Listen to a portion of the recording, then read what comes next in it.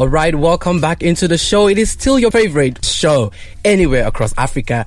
Meanwhile, it's been a fun ride with Rachel in the studio. We've taken you through series of educative, fun, and exciting package. Now is that part of the show where I get to speak to someone interesting in the studio. Remember, it is a Lifestyle Friday, and we get to go a bit in depth into lifestyle and everything around lifestyle. So today, we have someone in the studio to shed, some light into what we do not know about him and what's happening in the industry where he belongs. With so much of field experience across diverse areas of the music industry.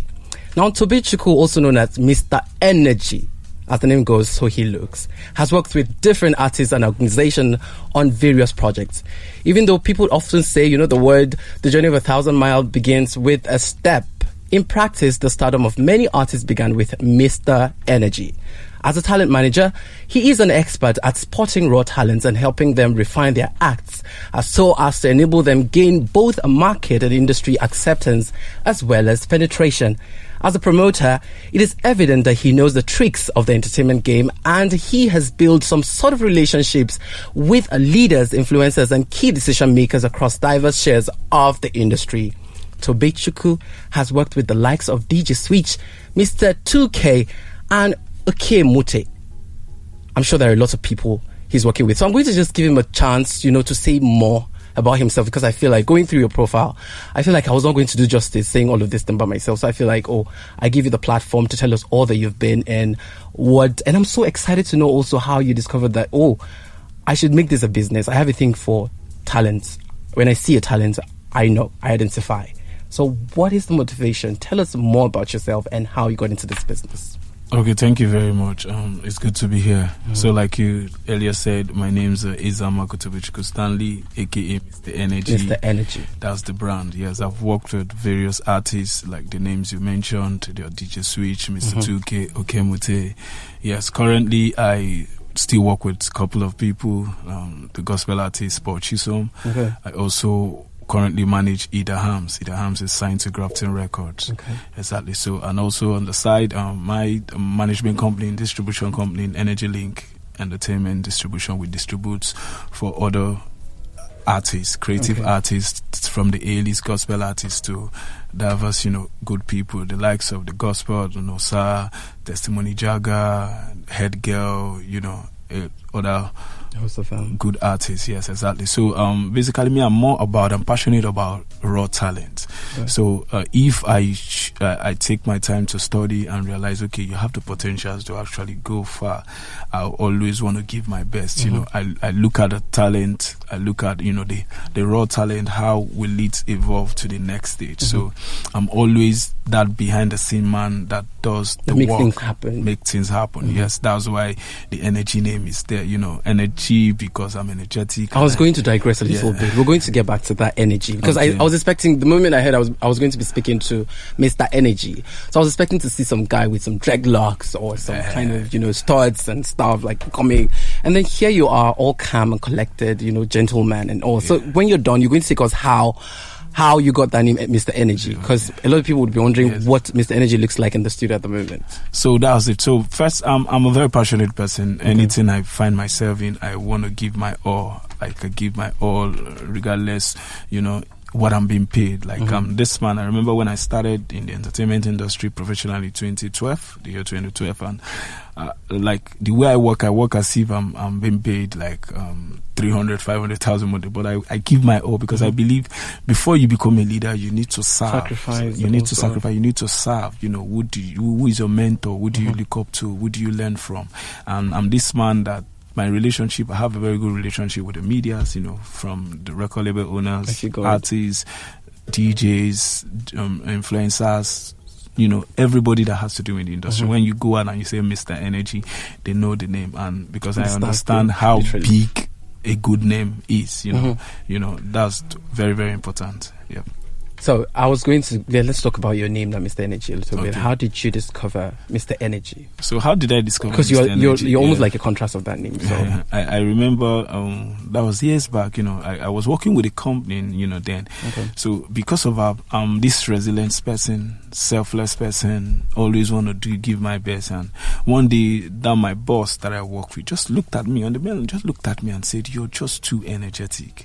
Like you're energetic." And the name started ringing bells. So when I went home and I've gotten to the city, I said, okay, yeah, because while I was in school, I had a nickname. They called me a nickname, Nigger Boy. It's called Nigger Boy. So, but then Nigger Boy was just there. So I needed to change the name. And the energetic thing, I remember lying down and said, I can actually go with this name, energetic. And believe me, immediately I started calling myself energetic. And anywhere I go, without me introducing myself, when I have a conversation with you, and the next 5 to 10 minutes, then the next thing when I tell you, oh, my name is Mr. Energy, you will say, no wonder that name fits you. So I had the Mr. there because anything Mr. has to be gentle. Like I wanted people to see me as a gentleman, not just energy. Yes, so that's why the Mr. is there. So it's great.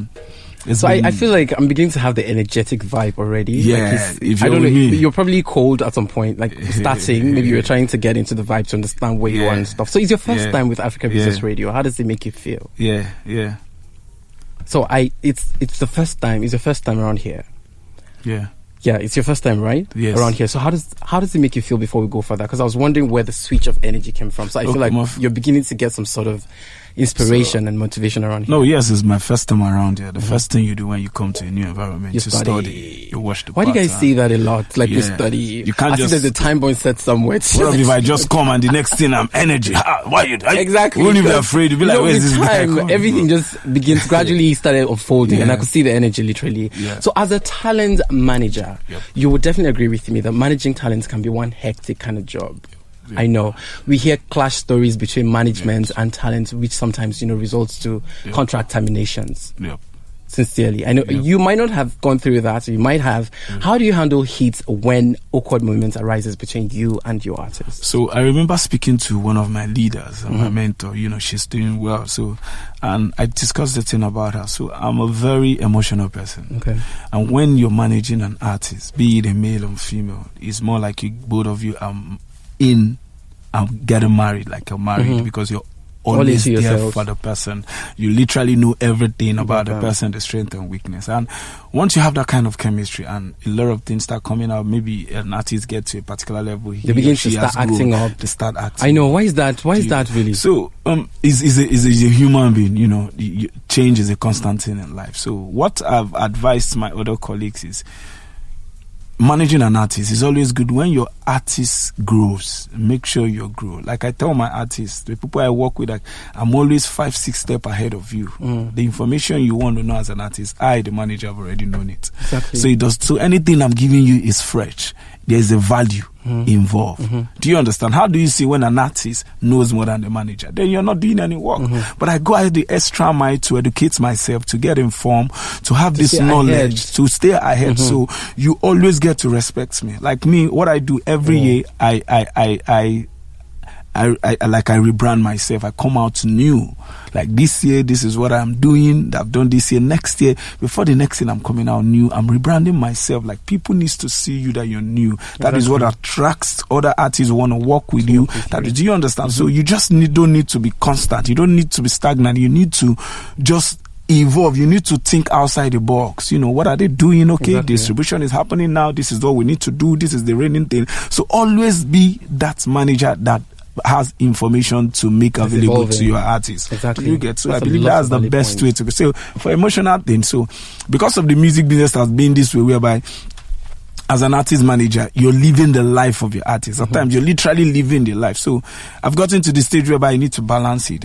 Mental health is something that's very, very important. Do you understand? The fact that I want to make millions, who want to get to the next level for us to be able to travel out, go to everywhere, does not mean I'm not going to check my mental health. Like I need to start asking questions. There should be a thought process in everything you're doing. You're not managing someone. When am I managing you? Is this person, does he or she want me being in the project? And also there are some artists that you've worked with and you get to a situation whereby you say, okay, this artist has gone this level. I need to leave him or her to go, or we need to have an additional team to work with so that the work can be very, very easy. Exactly. Because here in Nigeria, a talent manager is the one doing PR, is the one doing everything here now, and which is not supposed to be so. Do you understand? So I believe once there is a balance, you can be able to get things right and, Very true. That's a really valid point there.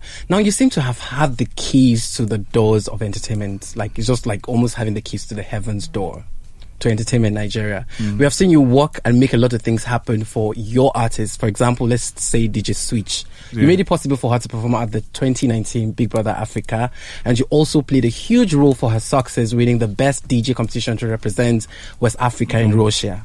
That and so much more you've done for your artists. Someone is listening and wondering how you've been able to build such great and strong relationship with those key players in the industry. So for DJ Switch, right? DJ Switch, like, I remember when I've not started working with her. I just worked with DJ Switch for like 1 year and some months. She's amazing. She's a leader. She's a perfectionist. Switch makes your job so easy. Switch can literally do everything a manager can do. Like, I love her as a person. First, that is why I try to working with her was a good thing, even though we don't work again like good relationship. Like she knows what she wants. Do you get? And I remember the whole time when before the competition, she won that competition. She does not sleep. Switch is always practicing. Switch can't sleep like 4 a.m. She's already awake 5 a.m. She works every time. Practice, let me tell you, practice makes perfect. And that is what I learned from Switch. Do you get? So for our own, so it's just been a collective thing, teamwork, and it's been good. So all up to, yes, like I said, I tried to learn ahead just to be able to be able to meet up. Like, I would say no A or B list artist managers in Nigeria that does not know me, even though maybe the artist I'm managing now is not the question is, how do you build that strong, effective relationship? And I have a strong brand that anywhere I go, you would notice me. The truth is, if you're here, Richard is there, like, you've not seen me. The first time you're seeing me, I must leave an impact that would make you to want to love. That is the truth. Like, that's the grace, that's the gift. So and I know how to just do it. Do you get? I have a strong influence. Like, when I come to a place, I charge up that place, and before you know, everybody's talking about it. Okay. Yeah. So that's how you get to build this strong relationships that we see. Okay, so now 2020, obviously, it's becoming like a cliche for everywhere you go to. People say, oh, 2020 was a crazy year. Like, we had like the roughest moment and stuff, but then we can't really hide the fact that it was really a bad year for almost everybody. For some, it wasn't, but for most people, it was really a terrible year. Now, for someone who is a showbiz star like you are, I mean, your achievements and all of your blessings and your increase, actually, at some points, I don't know if you have any side business that you do, but I feel like all of your extra incomes and everything that you gain from what you do showbiz comes from events, right? So I feel like the 2020 with the challenges, a lot of things happened. People were not allowed to host shows. People were not allowed to even do anything that concerns, that has to do with people coming together to, observing the COVID-19 distance, social distancing and stuff. How were you able to pull through 2020? So first, 2020 was a blessed year. It's one of the best year for me. That was the truth. Yes, a lot of people would say it's a bad year, but me, it's the best year. So I remember in 2019, I remember speaking to my artists, like, mid 2019, I was talking to my boss. I told them the artists need to start thinking how to start organizing online events, having their website active. That was in 2019.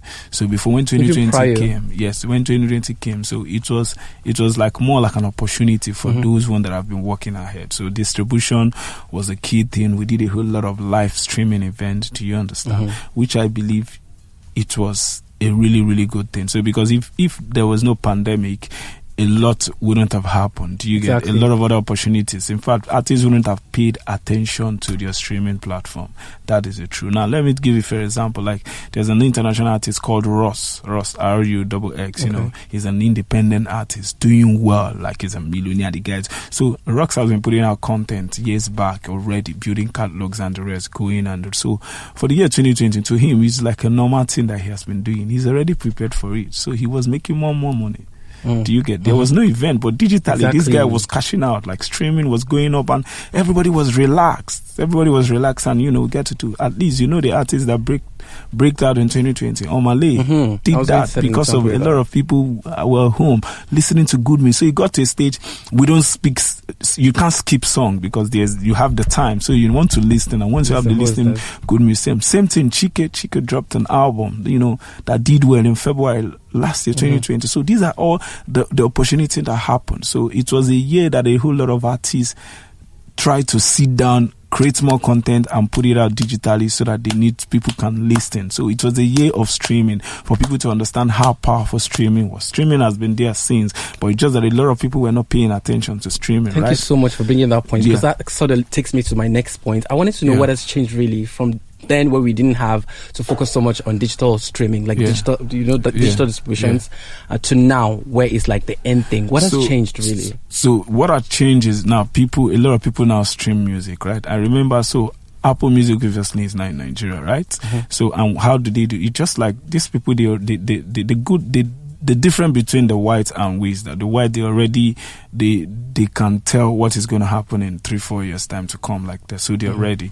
So it's just like maybe they foresee there was going to be like a challenge, a pandemic. So what did Apple Music did? Apple Music in Nigeria, they gave out like a 6-month free subscription plan. So just register, download, and you stream music for 6 months for free. So they use it to build a database, a subscriber base, and now with subscriber base have started paying. Do you understand? But first, before you make money, you need to spend money.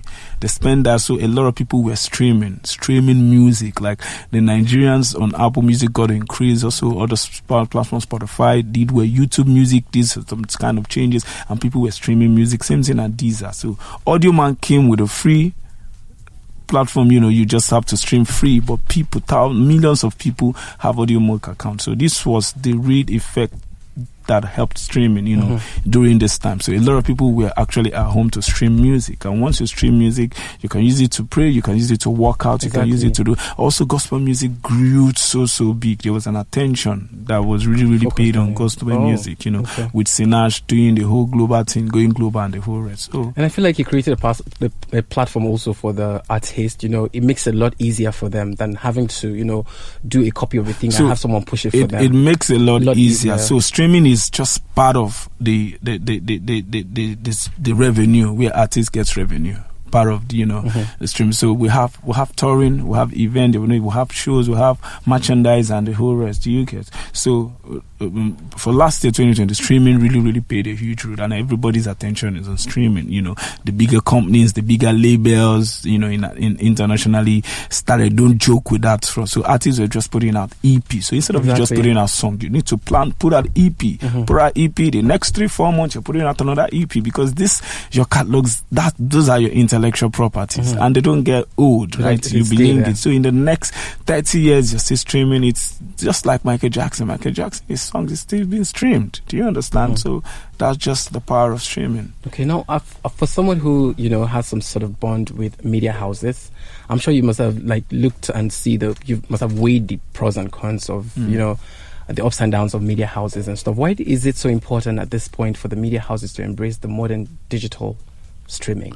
So the truth is, everybody has embraced it. So if you're top-notch media houses and you've not embraced it, you're so sorry. So we have podcasts. Yes, that's why you get to see a lot of media houses. You're having your podcast. Also, personalities having podcasts, because everybody's with their mobile phone. Exactly. You're going to work. You're taking a trip. You're with your mobile phone. You just want to. These days, people don't hardly watch TV. Do you understand? Exactly. Everybody's even the radio stations have their podcasts on different digital platforms, streaming platforms. So it's just the time for you to embrace it, do it and just follow the trend. Do you understand? So, well said, Mr. Energy. Now talk to us as a practitioner. You've been in the business for a couple of years, about 8 years, if I'm not mistaken. 8 years. You must have gathered all the experience and thought, by this time, this should happen in this industry, this shouldn't happen, this is. You should also I think you should be able to even predict what should happen next year in the Nigerian entertainment industry. When I'm talking about, people who have been in the industry and, are making things happen. So I feel like you should know what the future of the Nigerian industry, music industry, or the entertainment in general should look like in the nearest future. What is your take? Yes, I'm been professionally in the industry 8 years, but at the same time, we're still learning. So the only thing I say is, Nigerian music industry is still growing. The entertainment industry was still growing. We can't compare ourselves to the likes of, the Americans and the Europe. But we've really done well. Afrobeat has gone, global with the likes of the impact, the likes of Burna Boy, Davido, Wizkid has made, and also Mr. Easy. Do you understand? Mm-hmm. It has really made Afrobeat global. So there's an attention. Everybody, the blue chip companies, the companies in finance and other industry are paying attention to the music industry. They want to see how they can be able to invest. Now they've seen it an investment. I remember years back, they find it difficult and said, okay, how do we make our money? Like, what's the roadmap? Tell us the template. But now they can literally see it, that there is money in this business. Do you get? So you will end up seeing companies coming out, owning record labels, whereby they pay staff, whereby accountants can be able to work. Sure. There's an hospital. Have you thought about like a bigger label that getting signed to like have like a 20 artists and their rollout, and these 20 artists, workers, and the rest, they have the hospital. Like labels have got to do, they have the hospital whereby they, you can go head to. So it's more or less like building, creating more and more job opportunities to the people. So not everybody. Some people, you end up seeing some people, accountant, that they are graduate, but you think they're going to work in only finance houses. No, they can work in record label. Do you understand? So there is a real impact that is happening. So we're providing more jobs. Well, we're taking a lot of people out the streets. Entertainment in Nigeria is going to grow to live. They're going to take a lot of people out on the streets. We're going to get so many E&Rs. We're going to get a lot of talent managers, PR. So it's now a business. It's now a business and has a structure into place. Do you understand? So that's what it goes. Awesome, Mr. Energy. It's been such an amazing moment with you. I felt the energy literally, like it's all over the place. It's dripping. Thank you so much for sharing this moment with us. And it's always amazing to know that people are out there knowing what's up, what's happening, what should be done, and what has to be in place for things to happen. Thank you so much, man, for coming on the show. If you just joined in, I've been talking to Tobechukwu, and I did mention that he has worked with different artists and organizations on various projects, even though people often say that the journey of 1,000 miles begins with a step. I'm rephrasing this because if you didn't get the intro, then you should get it and have an idea of the personality I've been talking to. Now, the stardom of many artists began with him. And as a talent manager, he's an expert at spotting raw talents, and he is very good at helping them to refine their arts so as to enable them gain market and industry acceptance, which is very important for every artist. So we've been talking lifestyle, entertainment, and of course a digital distribution here on the Africa Business Radio. And it's been our guest segment, an amazing one with Mr. Energy.